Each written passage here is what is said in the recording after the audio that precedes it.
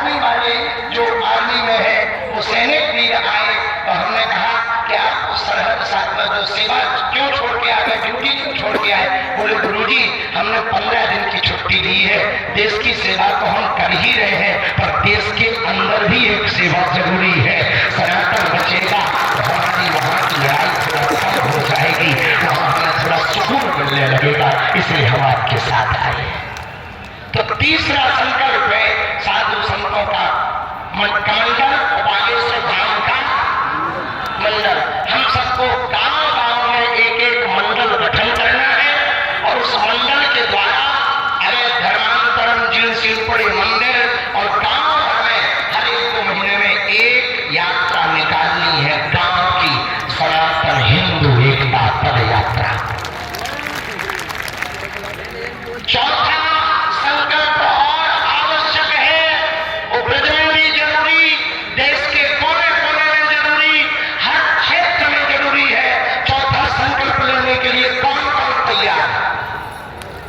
चौथा संकल्प है घर वापसी अभियान। जो अपने वाले चले गए उन्हें बुलाओ कि बेटा यही समय है, सही समय है, वापस आओ। और उसके लिए जो मंडल गांव-गांव में बने उनकी प्राथमिक जिम्मेदारी यही होगी कि धर्मांतरण होने न पावे और जो हो गए वो घर कैसे वापस आ गए। ये कार्य चौथा वो मंडल के अंदर ही करना है, मंडल के साथ ही करना है। मंडल का मतलब बागेश्वर धाम भी आप चाहे जिस मंडल से जुड़ जाना, अपना नया भी बना लेना, पर मंडल इसके लिए बनाना कि हमारे पहले गांव में एकता हो, गांव में एकता होगी तो शहरों में होगी, शहरों में होगी तो प्रदेश में होगी और प्रदेश में होगी तो देश में एकता होगी। और पांचवा और अंतिम संकल्प कौन-कौन पदयात्री लेकर जाना चाहते?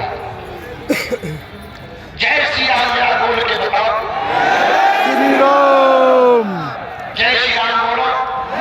जय श्री राम। भारत देश में जितने तीर्थ हैं, जिन पदयात्रियों के पास नजदीक में जो तीर्थ है, उस तीर्थ देवालय मंदिर के आसपास भारत में मांस माता की दुकान नहीं होगी जहां भगवान होगा। जय श्री राम। और ब्रज के लोग आए हैं, हम 150 किलोमीटर चल के आ गए, थके तो नहीं है, बुखार आया अपने आप लौट के चला गया कि बाबा तगड़ा है। बीच में बम विस्फोट हुआ, आतंकवादियों का खतरा आया, अपन ने उसी समय फिर से उनको भड़काया, वो समझ गए कि चाहे जो कर लो ये बाबा की फौज रोकने वाली नहीं। आगे बढ़े, कई विधर्मी आए और उन्हें केवल बातों से धमकाया, फिर भी न पदयात्री रुक पाए क्योंकि ये सब सनातनी पक्के थे।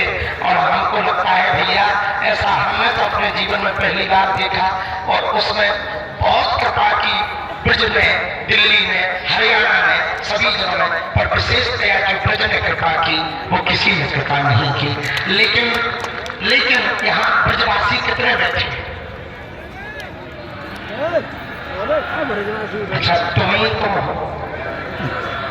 है।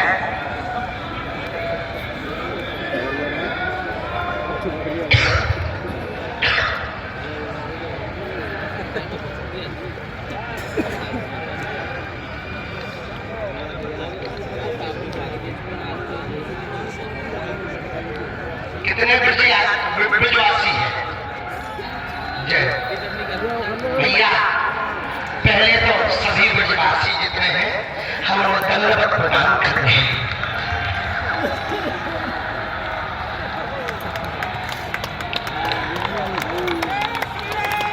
जय श्री राम। आपने जो कृपा की, आपने जो आशीर्वाद दिया,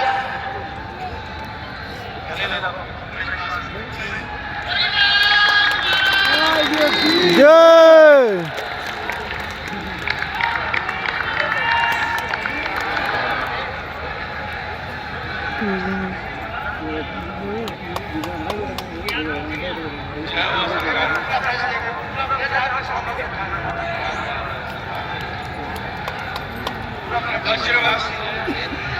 हम समझ गए ब्रजवासी वज्रवासी हैं, पर जो पदयात्री चले उनके भी चरणों को हम प्रणाम कर रहे और लेट कर प्रणाम कर रहे कि जो आपने